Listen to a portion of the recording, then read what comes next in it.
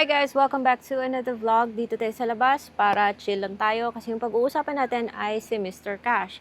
Mr. Cash na ando sa kay E-Generation Lending Corporation, registered sa SEC and CIC reporting. And that is why dapat pinag-iisipan bago umutang dito kay Mr. Cash. So, tinablan ba si Mr. Cash sa pagbabago in terms na nag-update si SEC ng cap on interest rates noong April? Nako guys, dapat panoorin nyo yung video na to ha. Kasi yes, maaasahan si Mr. Cash kung may good credit history ka. Dahil maaari pa rin siya magpautang kahit matagal mo nang hindi ginalaw yung credit limit mo. At may mga nagkiklaim na kahit na malate ka, nagpapautang pa rin siya. Basta hindi masyadong pangit yung credit history mo. Pero, dapat itong panoorin guys. Kasi dapat yung kilalanin ng husto dito si Mr. Cash. Si Mr. Cash. Inutangan ko siya.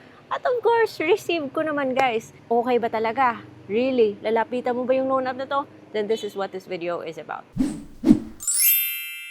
Hello everybody! Welcome back to my channel. It's Ate Red here. Dito, pinag-uusapan po natin yung iba't ibang mga online loan platforms. Hindi para malubog tayo sa utang, but to use our knowledge about utang as a strategy para sa ating financial goals. Dahil kung meron kang good credit history, eventually makakalapit ka sa mga online loan platforms that have lower interest, higher terms, longer payment terms. Alam mo, yung mga loan apps na okay talaga yung kanilang offer. So, would you really want to rely sa kay Mr. Cash? I'm going to try my best na hindi maging emotional as much as possible, just the facts. Ito si Mr. Cash matagal na to ha. And kung meron kang good credit history, naku, maaasahan siya. Pwede ka namang umutang ulit dito. What I'm trying to say is that, December pa kasi ako last nag-loan sa loan app na to. And then, back then, 50,000 po yung kanyang in-offer. Pero hindi ko yun sinasagad, guys. Depende lang sa kung magkano yung pangangailangan mo. After ko siya mabayaran, sabi ko, wag na muna akong umutang dito kay Mr. Cash, ha?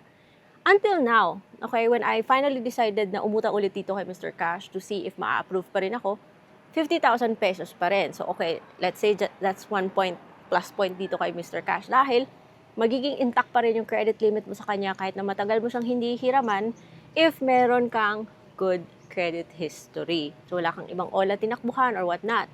Now, nag-a-approve pa rin ba kung matagal kang hindi umutang sa loan app na to? Yes, nag-a-approve pa rin kasi kaka-loan ko lang sa kanya.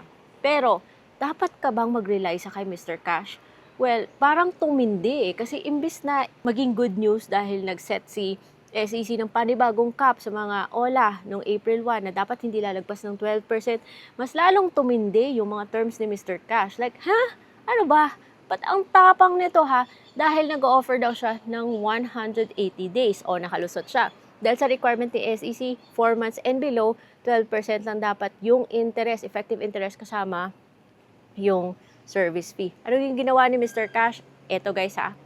So, mapa 3,000, 6,000, 10,000, or 50,000 man yung uutangin mo sa kanya, meron siyang automatic na ikakaltas bago mo matanggap yung loan. So, hindi siya buo. 14%. Nako, service fee pa lang. Lagpas na siya sa cap ni SEC at nakakalusot siya dahil pinapalabas niyang 181 days siya. Ang sakit na ng kaltas yun, no? Imagine, 14%. So, sa 50,000, yung matatanggap mo na lang is 40-something. And then, dun sa 3,000, yung okay lang, hindi mo yan mararamdaman kapag maliit lang yung ilo-loan mo. Marami nagsasabi, okay na rin siya. Kung maliit yung loan mo, pero kung malaki yung amount ng loan mo, dun mo talaga mararamdaman ang tindi ng interest niya. So, ito pa yung masaklap ha, kasi daily po siya nag-charge ng interest. And I don't care, kahit nasabihin niya 181 days yan to explain yung taas ng interest niya para makalusot sa SEC rules. Pero, para sa akin, 45 days pa rin siya, guys. Dahil yung 181 day payment mo, yung ika 181, wave na yan kung naging good payer ka sa first 3 terms mo. Kaya kahit na sabihin niya 181 days siya, 45 days pa rin siya guys ha.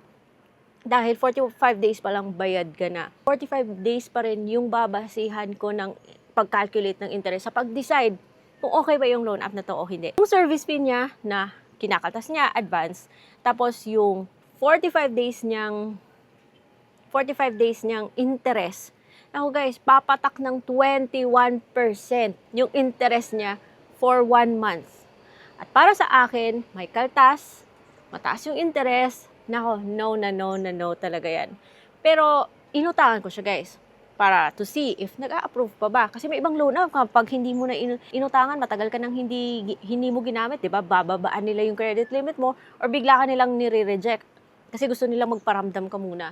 Yun, so far, 50,000 pa rin yung credit limit ko sa kanya. But sa tindi ng interest niya, hindi ko siya sinagad. Pero laking pagsisisi ko guys kasi yung, secret ko na yun kung ano yung bakit kailangan ko ng 15,000 pesos. Pero para sa mga members ko pala, i-explain ko kung bakit lately medyo tight yung budget natin. Kasi baka may matutunan kayong aral. Para sa members ko, i-share ko yan. Na-approve ko ako guys, natanggap ko kaagad sa Maya ko, which is okay, fine, plus points yan kay Mr. Cash. Mabilis siyang natatanggap. After 15 days, magsusstart ako magbayad ng 7,000 plus sa kanya. Kung gano'n naman pala kataas yung interest na babayaran ko, di sana napunta na lang ako kay Peso Loan, di sana buo ko pa siyang natanggap. Total, babayad naman lang ako ng interest na pagkalaki-laki. Or, sana, nag-cash advance na lang ako sa credit card ko, guys. Kasi pag nag-cash advance ka sa credit card, buo mo rin matatanggap, no?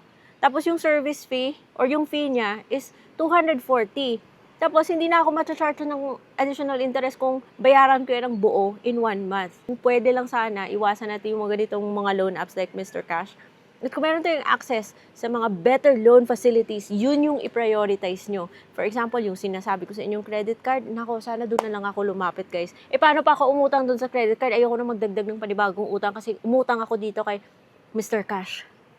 So, kaya nga guys, meron tayong ganitong mga channel to help you understand yung mga pinagkakagawa natin yung online. I make mistakes and I share them with you guys para mapulutan nyo ng aral. And hopefully, you don't make the same mistake that I did. I hope you learned something from this video. And if you're looking for loan apps that are better, much better than Mr. Cash, then please check this playlist, which is Legit Loan Apps Playlist by Ate Red. Baka may matutunan kayo dyan. And I'll see you on my next vlog.